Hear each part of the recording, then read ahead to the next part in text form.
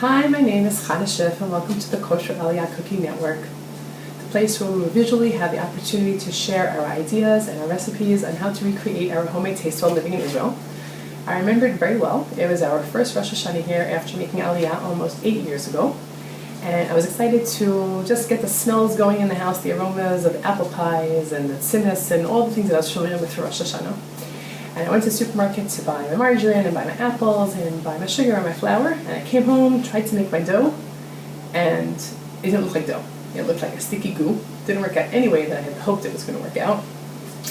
And I just looked at it and just started crying. I'm like, oh, how am I going to do this? Just the basic dough, I can't even make it here. How am I going to make it work? What am I going to do? And I started looking at cookbooks, trying to find a way to recreate this flavor that I knew, how to make my American apple cake. And I couldn't find anything. All I kept finding were cookbooks telling me how to make Israeli apple cake. And that's not what I wanted. I wanted my apple cake, the flavors that I was used to, the ones that I knew, the ones that I wanted my kids to remember, my family traditions, and I needed to recreate them here. And I couldn't find it. So I started experimenting with different margarines, different sugars, different flours. And after about 8 years or so, some trial and error, I finally figured out how to make it as close as possible to the flavors that I was familiar with. And that's basically what this network is going to be about. It's about celebrating my culinary accomplishments, celebrating your culinary accomplishments, sharing ideas, exchanging ideas, how you've recreated your favorite recipes, what you've used instead, what you've substituted, and sharing with other people.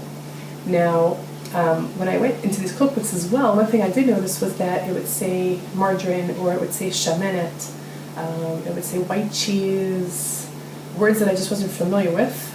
Number 2 cut of meat, what's a number 2? Where's my flunkin? What happened? And it was just very vague. And I'm hoping that when we exchange ideas, you'll be able to show me which margarine you use, and I'll show you the margarine that I use, and it won't be as vague anymore, so it will be much more helpful, and you'll go to the supermarket knowing exactly what you're buying. So you're going to buy shemenet. Is that like sour cream? You're buying white cheese. Is that gvina levana? And does it taste like whipped cream? Do you have whipped cream here in this country? Just make it a little bit more clear for people when we go to the supermarket, and not make it as daunting as a task as it was at first. Now, one thing I'd like to mention is it'll be very easy for me to tell you to go buy all the American products in some supermarkets. You can find a lot of American products here. But for 3 reasons, I'd like to steer away from that. First is I'd like to support the Israeli economy as much as I can. Number 2, it's very hard to find some of those ingredients, some of those products. Not all supermarkets sell it, and it's not convenient for most people. And number 3, when you do finally find it, it's very expensive. There are ways to substitute. There are ways to make tomato sauce, not the Hunt's tomato sauce, but you can make tomato sauce from tomato paste, some water, and some seasoning. You can go ahead and make cream cheese from gvina levana. There are ways to do things to substitute and to recreate those flavors that you're familiar with. So I hope we'll be able to make this a great resource. And as you can see, I'm not in my kitchen studio. I'm not a great video maker. But I feel comfortable to tell you the things that I know, and I hope you'll feel comfortable to tell me in your regular kitchen setting, in your regular life, how you've recreated.